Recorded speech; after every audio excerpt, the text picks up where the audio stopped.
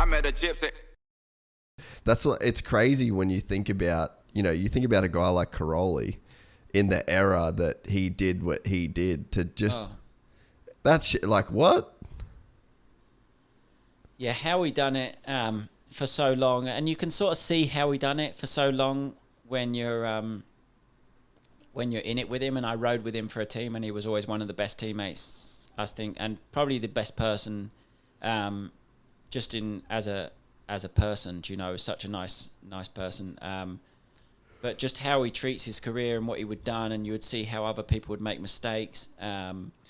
And how he wouldn't make their mistakes. He'd just watch it as other people sort of crashed out, and he was always there. And I think he, like I said before about the guidance, he always had DeCarli, and he must have been a big influence. And how Tony done it. I think Tony's kid, like his schoolboy career and his rise was similar to mine. Like it happened without him really thinking about it. It just happened, and then all of a sudden he was there. He was on a good team. No, he had a bit of a struggle at first, but when he got with DeCarli, it seemed to he seemed to just build momentum, and then he went from not qualifying to winning GPs within a space of months, and then to be world champion. And I think to be in that same team, in that same atmosphere, his whole career was a huge part of how he could win 9 world titles and then still be winning up until the week he retired. I think he won a GP the same week he retired. And I think that's a huge part because he had such a good group of people and a group of people that were like his family around him the whole time. But then even how he treats and how he looks at the sport and how he's able to enjoy his life other than the sport and have like that perspective that he can enjoy his week, sit by the pool, go out on his boat on a weekend off where other people are trying to race national championships and then hurting themselves on a weekend that they felt they need to race. He just seems to be so mentally strong that he can sit at home, play FIFA, and then go out on his boat and then still line up and win the next GP. Not that he doesn't work hard, but there's such a good balance, and he's had that balance that no one else has had in motocross for his whole career. And I think you've got to be so mentally strong to even be able to have that balance, because I know even from myself being in the sport that there's sometimes where you get overwhelmed and you feel like you need to ride that day, like you need to ride that day, and you just think all the things that happen, you might be ran down or it might be raining and he's the type of rider that'd be like, nah, or he's with Claudio DeCarli, I'd be like, don't worry about today, like go for a little run, have a jog.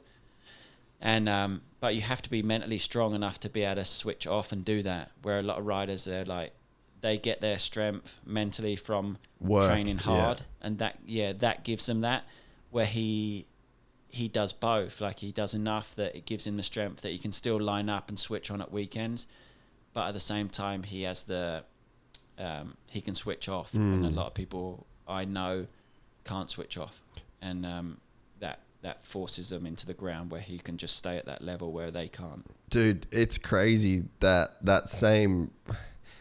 I feel like people can just apply that to their own life in a lot of different ways as well. Like, I mean, this is the longest, like this podcast with you is the longest time between podcasts that I've had in like probably 3 years, I reckon, just because of like traveling and shit. And it has fucked with my head in such a big way because I'm so used to grinding, and you feel like the success that you've had is just purely off the back of the grind. And it's like, essentially it's like 3 weeks off the bike in a way. And I'm like, fuck, I'm going to lose everything. Like it's going to come crashing down.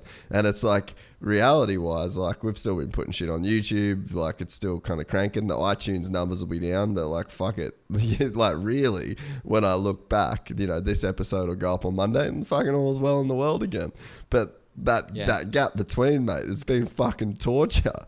And it's like, to hear what you said about Caroli, it's like instantly made me think like you're a dickhead. Yeah, no, I really believe that's why he's had such a big success, and he's got 9 world titles is down to that side of it, because he's just got the balance right, you mentally beat yourself up if you don't go ride, and then sometimes you're like, you can see yourself, say it's February now and your season is in like September, and then you think, what the fuck did it matter that I rode that shitty day around that track that was frozen in February? Like, what good did that do me in the long run? Absolutely no good. Like, it was just you need to be mentally strong enough to know when to switch off. And there was a day I remember that I can pinpoint now. I went to Glen Helen. It was December, and I was just riding in California because I'd gone out. This was after I lived in. It was the end of 2016, and I'd just gone there for 6 weeks. Thought I'd have a little ride, and woke up, felt shit. Was going to pick the missus up from the airport. Had flown in with her friend, and I still went and rode Glen Helen, and then I blew my knee out, done my ACL, and I just think now, looking back, there was absolutely no need to go ride that day. I woke up, I didn't feel well. I should have just gone and got breakfast, gone and picked the missus up. Like, it would have made no difference to my season whatsoever. But you get so caught up in the moment, and some people need it mentally to just hit every mark. Do you know what I mean? But other people don't. And Cairoli was one of those that didn't need to do that on stupid days. Like, he knew when to switch off and he knew when to turn it on. And I think that's a big part. But it's so hard to say, because then I think another program, people might say, look, you need to just no days off. Like, no days off. That's what gives you the strength for hitting every single mark every day, whether it be wet, whether it be dry, putting in the work. That then gives them that the strength from there. So I think it's hard to find that balance, and personally, but I see it both sides. Yeah, but I think the thing that I kind of, I guess, heard in that is that he was like not beating himself up on the days that he did take off. Because, like, that's the thing that I've struggled with here is, like, I'm in, like, a beautiful place, and I just haven't even let myself enjoy it. It's almost like this internal guilt that you feel like, it's like, I'm not working, I'm not grinding, I shouldn't be allowed to enjoy this. It's just like this mentality, and then you're in this place, and you are having this time. It's like, you're here, you're not doing a fucking podcast for a couple of weeks. Like, just enjoy it, you twat. Yeah, no, it's exactly that. But I think you have to have good people around you that then say, right, you go now, enjoy that weekend. And I think Dicali was that for him, because even when I was there, I remember Didika cycled to the track one time, and then he was a little bit tired on the track, because Ken obviously he liked his cycling. He cycled there, and then the second motor was like, what happened? And he was like, a bit tired. And I remember Claudio was saying, well, are you a cyclist or are you a motocross rider? Like, fucking do your work on your bike, like, and do that right. And then if you wanted to go cycle, do a bit more, do that. But I think Dicali must have been a big influence on him to say, go on your boat now, do a steady little run, enjoy your weekend. Like, you've worked hard in the week. But there was just certain times where I remember, I think it was Dessau or someone done a Belgium International, broke his leg or something silly, and he was in a title chase. And I remember Cairoli was on the boat that same weekend, and Dessau was doing the Belgium Championship, and you just think, fucking hell, like, he's just lost the championship. Well, mate, we sat on his boat. It's just, it's mental. So is Cairoli the GOAT or is Everts the GOAT? It's difficult to say. I've always really gotten well with Tony, and I think the way he's done it and how he's done it over the years, and how he's been able to stay at the top for so long. Not that Stefan didn't. I just think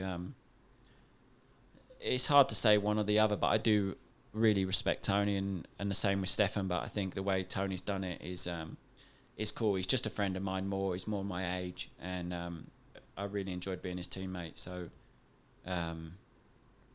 either or really, but my time's more with Tony, so I sort of respect that era more.